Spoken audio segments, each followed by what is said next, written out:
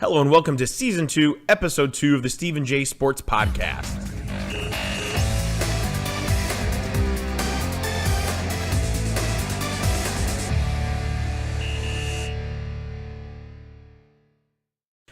Hello and welcome to Episode 2. I am DJ Chef Steve, and fill-in for the Amazing J is Anthony LaPenna, my brother, the NBA analyst, the B-baller, the heater. You can just call me Jimmy G. Jimmy G. The backup. Thank you, the backup. Talking about Jimmy G, do you think he's going to be the starter for the 4 games while Brady's out? I don't know who else would be. Right? What did Peter Griffin get the nod? Peter Griffin. Vote for me because Lois is a slut.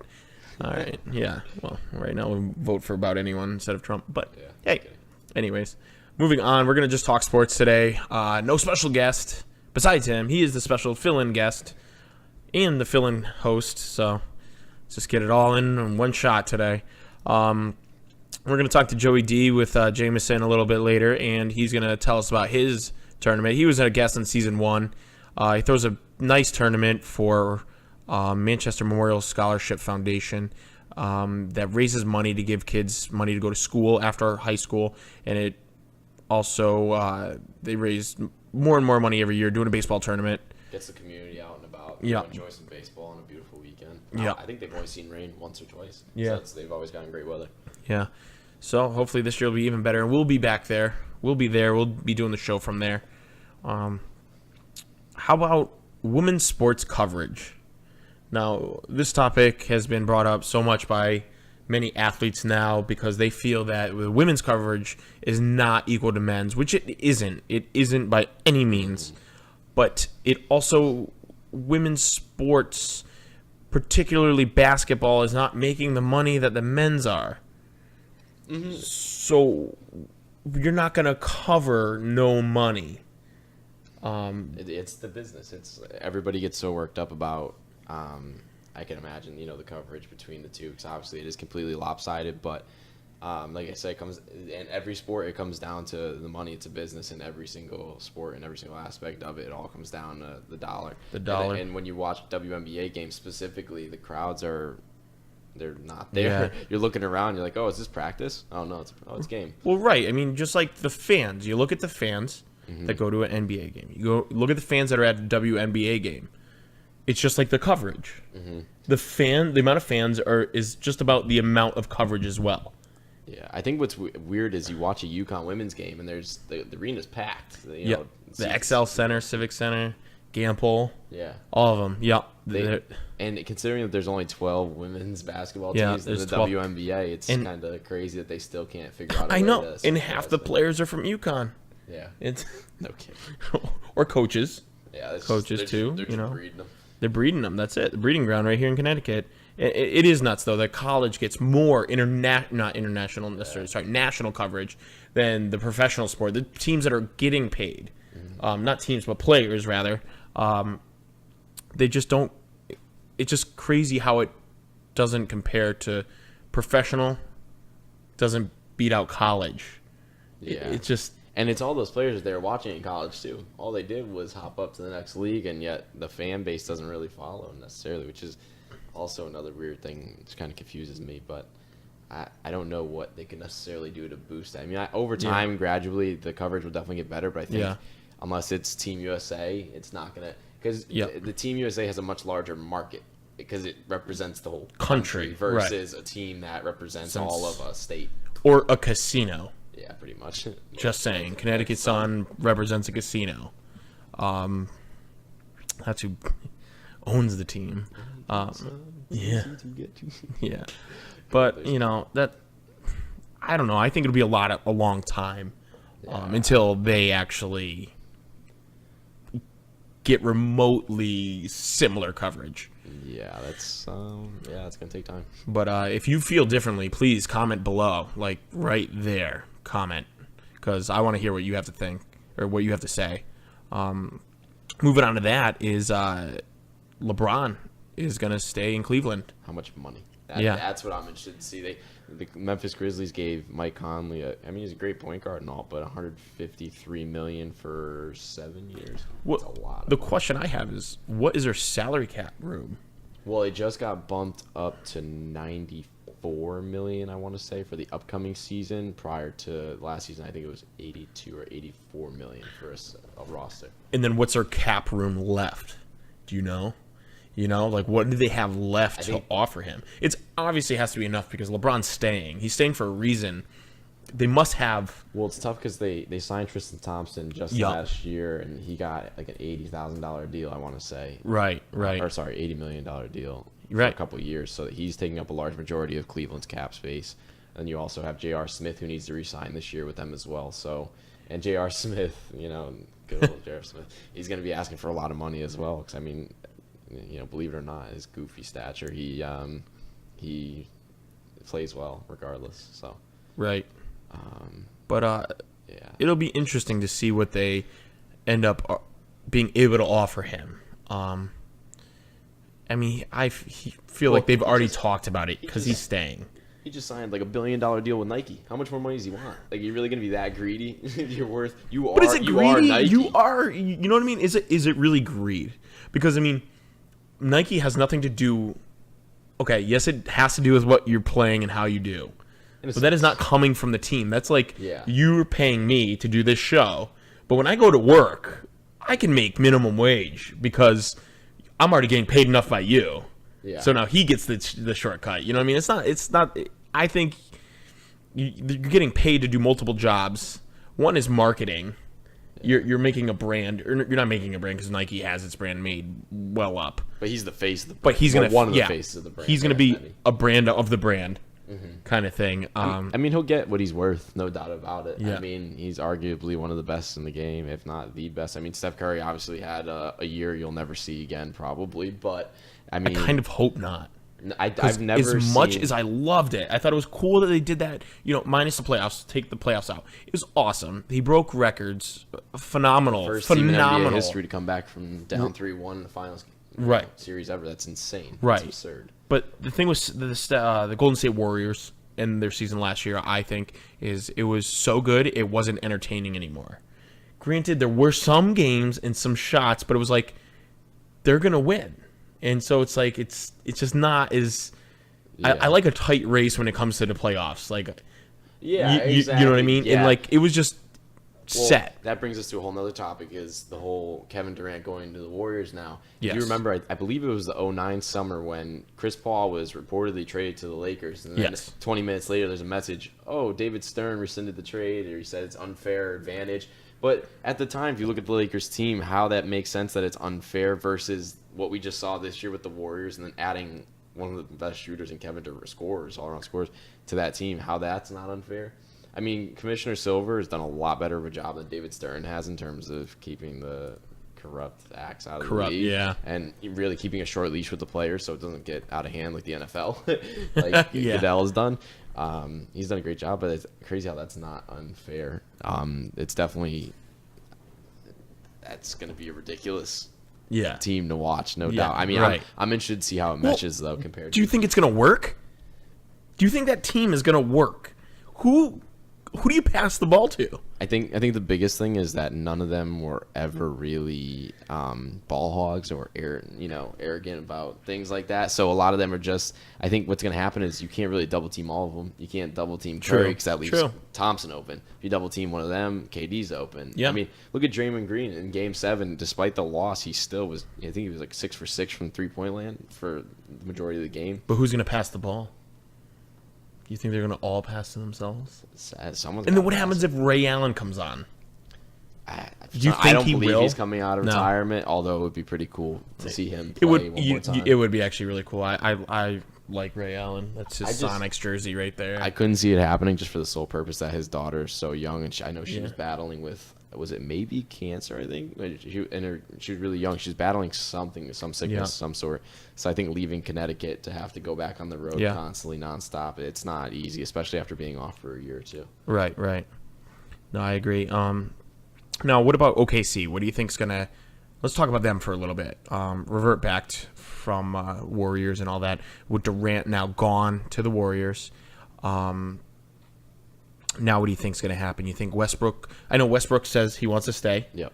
Do you think they're going to still try to trade him?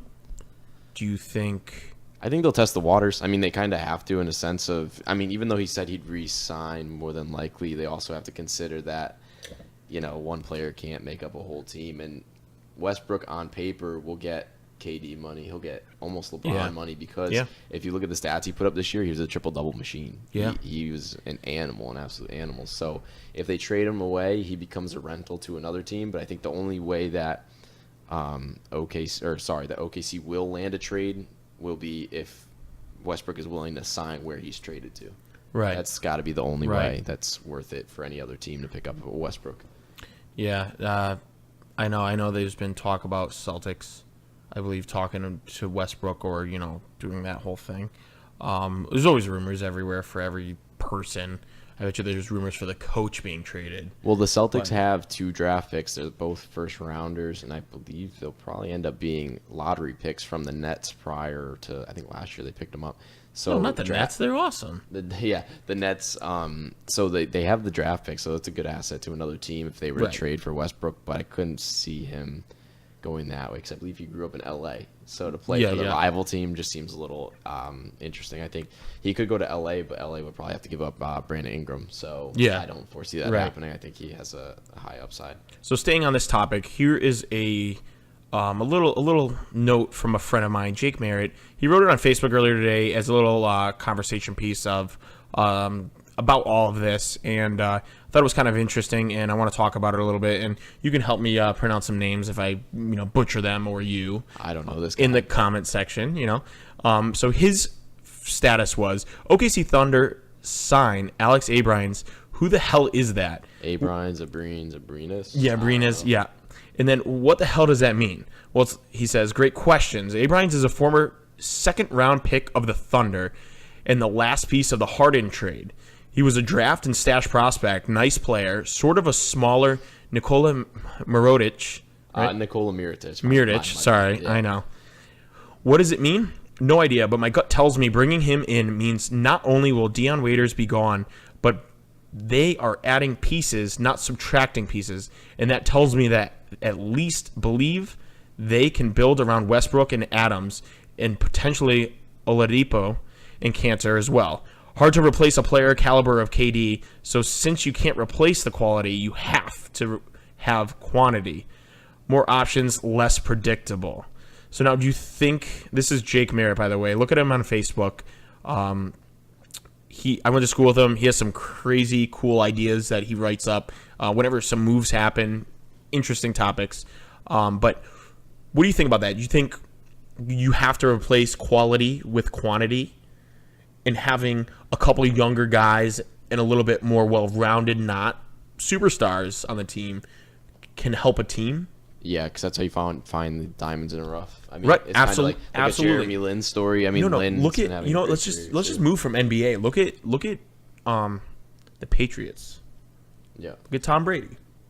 Yeah, sixth round. Right? He was on 6th round, 199th pick, and look at him, Gronkowski. He was phenomenal all around. He still is. He's a stud. Look at Tony Romo. Even I can't stand Tony Romo, but I mean he's had a statistically really good career. Right. Regardless. Or even Wes Welker, undrafted. Yeah. And he did great. Yeah. Julian Edelman. He's undrafted too. No. Just he just was And just throwing that out there. You never know what you can find in some of these guys. Mm-hmm. And so I kind of agree with him. And I saw this on there, and I reached out to him and asked him if we could talk about it on the show, and he loved it. So I wanted to make sure we brought that on because it's kind of true. It's kind of cool that it kind of is true. Quality can't always beat quantity. Yeah, and the thing is, Dion Waiters is probably going to be a trade piece somewhere else, right. Or he'll either just sit on the bench per usual. I think the biggest thing, the upside, was the pickup that they got in Oladipo because they also lost their Ibaka in free agency. So, and that's a big piece because he was starting to hit his three balls. So, but Oladipo averaged 16 points a game, give or take, this past year. He's a high flyer, very athletic, quick. And that's what you need nowadays because all these offenses are finally learning how to pass the ball. Right. Because look at the Spurs. It's just a fundamental team. Yeah. Peace out to Timmy Duncan. Great career. Oh, I know. That's I know. Timmy Duncan. That's awesome. And actually, funny thing about Tim Duncan is, speaking about Jake Merritt on this comments here, he actually, I believe it was him, was at the last game that he played. That's awesome. Without even knowing.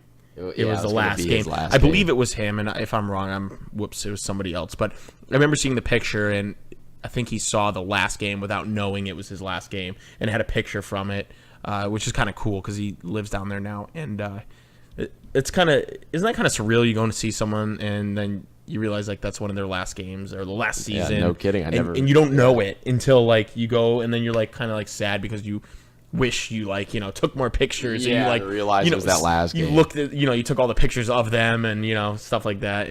It's kind of cool though. Yeah, no kidding. I wish. But moving on, we talked about football a little bit there. Let's move on to that. The former Texans running back Arian Foster agrees with Dolphins, which is I don't like it because I am a Patriots fan. You know what? Tannehill isn't. He's done a great job at quarterback for the most part. All things considering, I think they need a more balanced offensive approach. Though I think they're not going to win in the air. Absolutely so not. They need a running back. No, and he's probably will be the best one since Ricky Williams on the team. They need him to stay healthy though. Foster had way too many health issues these past year. Like a running mummy. Season. But he had 4 or 5 seasons back to back to back that he was averaging about 1,200 yards. In carries a season. So. I mean, he's not a bad running back. They just need him to stay healthy. No, not at all. As long as he stays on the field, he's a great running back. Yeah. Got to stay on the field, though. Going along with football, too, they are testing out computer chips in the football. They're going to do it within the preseason, and then they're going to do it Thursday night footballs throughout the season. Thursday night, football. Yeah, you know what I mean. So I'm always used to saying Monday night football. Yeah, so I know. Thursday, I said it, and it just doesn't like, sound right. Thursday? What about Monday? And so their mission in this is to measure how close the ball is to the uprights to possibly make the uprights tighter, to make it more of a challenge in next season. So they're using it to measure how close the kicker kicks, to the uprights to see, because they are saying that it is such a high conversion rate on field goals and that field goals have come into the game at a much higher amount than touchdowns or any other scoring. Oh my god! There goes all Billy Cundiff's chances of coming back to the NFL. It's it for him now. Yeah, just go to Dallas. I love it. I hope he planned his retirement. Yeah, and they're saying that since they moved it to the 33-yard line for the extra point, they're saying there's been a modest amount of misses. Yeah, that has made it more of not a gimme, but now more of a game changer. It is. 1 point is a game changer in football because you can't just get 1 point. One quick point. Yeah, it's not like basketball. It's so true, and I think it's awesome that they did that because 20-yard line, that was just that was. I'm not a big fan of a lot of changes, especially in the NFL. I think because it's just such a good classic old sport. But right. I think the old school rules need to stay in every sport. To an extent. Some things need to change. And it's good that as long as it's gradual, I think you have to try new things, and definitely making it more challenging is definitely something new because now we have all this technology that can make athletes even better than they ever were in the past. So I think we definitely need to challenge them more. That needs to be done. No, I agree. I couldn't agree anymore. But there's certain things in sports that we would all be mad if they took out of a sport that's a classic to the sport. Like okay, let's do this for example. When you think hockey, what do you know hockey for? That's not any other sport. What do you think? Goal. Well, that's okay. Other than that, think about it. Oh man. No. Slashing. No. Or we're talking about penalties. Just in anything. What can you do in hockey that you can't do in any other sport? And it's kind of legal, even though it's not. Probably a hip check. Fighting. Hitting. Fighting. Think about it. Everyone's like, I want to go to a hockey game. It's becoming a lot more normal in baseball and NBA. It's actually really true. And they're actually trying to completely outlaw fighting, where if you fight, your first one is your regular 5-minute major, and then the second one is your next game is suspended. Oh, wow. They're trying it in the AHL this year, which means next year it will be for the NHL. Not will be, but it is always so likely when they do that in the next year it is. And, like, that is hockey. Now, I understand the theory behind it about, the concussions and injuries and things that it does to hockey players, but that is the game. So are we going to stop boxing? You're going to stop wrestling? I Right. mean, just because you add fighting into the mix doesn't mean it's going to jack up the likelihood of concussions. The concussions are coming from the hits, not the fights. Right. I'm sure in most majorities, ironically. Yeah. But I just absolutely hate changing those old school things. Like, that's why and I'm not condoning that they get injured like that at all. No, absolutely not. But it'll also lose a lot of spots on teams for players that are particularly for that. Like Sean Thornton. Sean Avery. Sean Avery. I was going to bring up. He's gone for so many other reasons. The man. But that was his role. He was the Donald Brashear, who also now came out and said that there's a lot of psychological things to his fighting where his coach would tell him, you got to go out and fight. Because it boosts the team, it gets everyone going, and it mentally messed with him a little bit because of childhood things and such. But then you have like Sean Thornton, who is just an awesome guy, but he'll go out and that's his job. So now without this in the game, there's a lot of hockey players that will not have jobs. But it'll bring out more talented players. I think it could hurt the fan bases, though, because there's a I lot of people that completely just go to hockey just for the fights. Like, I like hockey. Yeah. And you're like, why? And they're like, oh, I just like to go watch the fights. And, I mean, I love hockey in person, but sometimes if you don't see a fight, you're like, oh, man, that game wasn't that great. Yeah. I mean, they won 5-0, but there was no fights. Like, oh, man. I think that would be it wouldn't hurt them. It wouldn't be that detrimental, but, Right. It still would hurt in some way, shape, or form. Well, not to get too far off topic, also back in the NFL, the robots in the NFL now. They have robots Those things in are there. quick. They are quick. They go 18.8 miles an hour, or it's 18 miles an hour. Let's just stick with that. And they're used to basically pass rush the quarterback and simulate blockers and stuff. And they're remote controlled by a team assistant. And it is used to keep players off the field that are unnecessary, so there's less injuries. Those robots better be careful. Goodell might fine them for a low hit. You don't have to be real. They'll fine you for anything. Third wheeling, You lost a wheel. There's a game suspension. I know. I wonder if the robots have to wear numbers in practice. Like, now they're making everyone. The one we saw had numbers on it. Yeah, I know. It's probably double zero. But yeah. It had a number on it. Yeah. I think that's kind of cool idea. Nothing will simulate a real person. We'll see, but this kind of correlates with the hockey thing at the same time in terms of preventing injuries. I think that's the biggest upside of this. While it may not be that impactful in terms of keeping them away from injuries, it'll definitely have some sort of impact. Just because if you ever watch the videos of anybody in any sport when the ACL tears happen, a lot of times it's not something you would expect. You would expect to see a leg turning like 20 different directions, but in reality, sometimes they just come down and land on it weird, just tweaks at the slice bit and snap. So true. So I think definitely keeping the defensive players as safely as possible is a good idea. Yeah. No, I agree. It's great for safety, but in player health moving into seasons, I mean, getting hurt in practice. What happens if your whole defensive line is holding out? Yeah. You got to have someone there, right? Right. Hire the robot. Hire the robot. I bet you it's a real cheap investment compared to the players. For their pockets. For their pockets. I can't buy one of those robots. No. Also, some news: the Twins fire the GM Terry Ryan, and they say it's a difficult and painful move. I mean, I don't think it's that difficult when you're in last place, but yeah, good for them. Keep them moving. I never believe in firing them during the season. Not that I'm right at all, but it's already your season's already kind of. It's kaput in a sense. I mean, unless you can go on a 20-game tear like the Indians almost did. You can, but I don't know. It's almost worse for the next guy coming in. Now you have a mess. It's just like being the president. You walk into a mess. Yeah. Here you go. Your turn. Hello, I am here to make America great again. Anyways. Make the Twins great again, everybody. Twins great again. And then the ex-Cardinals scouting director, Chris Carrera, is sentenced to jail for hacking the Astros, 4 years in prison. Hey, bring Hillary with you. Yeah. For hacking the Astros player personnel database. That's crazy. I mean, haven't you heard of like That's just being anonymous. In terms of cheating, though, it's like, wow, you're really paving the way for those Yeah. people that have some computer smarts. That I know. Typically, you're just used to the old Kyle, get on that. Yeah.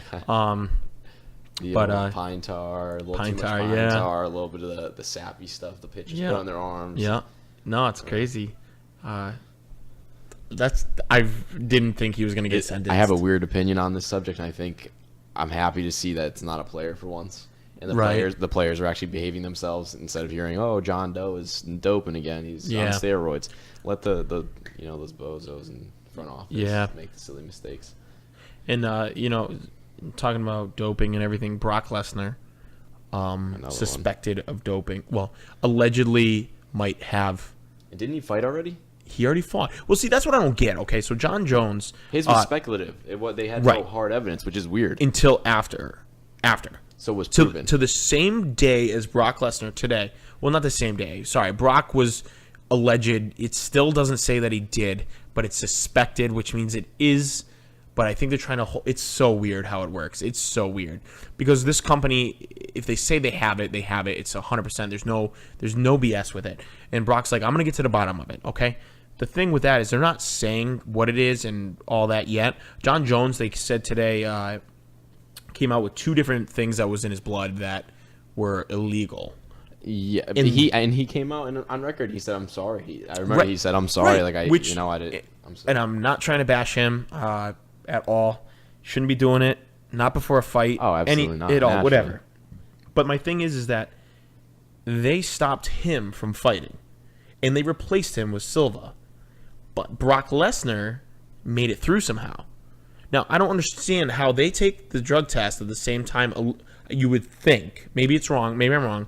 They take it, but why would you take it at a different time? Why would you not have every fighter for this event drug test at a time that you can fit in to see who is drugged or not? Why have them do a fight? And you know why? Money. It's money. It comes out of money. You can't take all the big names out of UFC 200. No, absolutely not. And that's what I think it comes down to. It just annoys me that this guy, like that fight could have happened, and then he could have gotten it taken away after. It happens in all sports, though. Same theory as in the NBA. Draymond Green should have been suspended 5 times in the freaking playoffs, and they still let him get away with every single time kicking players. And you saw it continue even after they blew it up on ESPN. You continued to see him kicking and flailing all over the place for no reason. And I still think in that scenario that comes down to the officiating on the court, because you need to set. Because now I don't know about. Let me put it this way: I don't know about in the NBA finals. Do they have the same officiating crew for each game, or do they rotate it? They have a rotation. They have a rotation, but set rotation for the finals. So one of them needs to go in and just set the mood. It's hard though because you can make the call as a referee in the game for a flagrant for throwing your legs out all over the place. But I think in terms of punishment, that's something that needs to be done by the commissioner's office. They need to take care of that and let them know it's not going to happen. Because like Goodell, it's going to keep happening if you don't step up and do something about it. I mean, look, Ray Rice got away with 2 games or a couple games suspension for blatantly beating his wife on and then video. And then a deflated football gets you 4 games. Yeah, and then, go figure that one out. Something like that. So you can go beat your wife. Yeah, I know. And that's another conversation. And he couldn't even appeal it. Why could he not appeal it? Yeah, I know. I don't get it. Yeah, that's ridiculous. But and you would think, as corrupt as the league is, they'd want him playing those 4 games. It's going to make him more money. Yeah. So I guess. But you know what? I don't care because I can't wait till they go 4-0. Jimmy G's not going to do bad. I mean, it's not at all. But anyways, well, thank you, Anthony, for filling in. No problem. It was a blast. Good talk, and thank you all for watching. And don't forget to subscribe. Right down, like over here, over here. It's somewhere over here. You just hit the like. Hit the subscribe. Like. Because you're on YouTube. And thank you all for watching. And we'll be back next week with a guest or just Anthony again. Who knows? We'll find out. All right. Thank you, guys.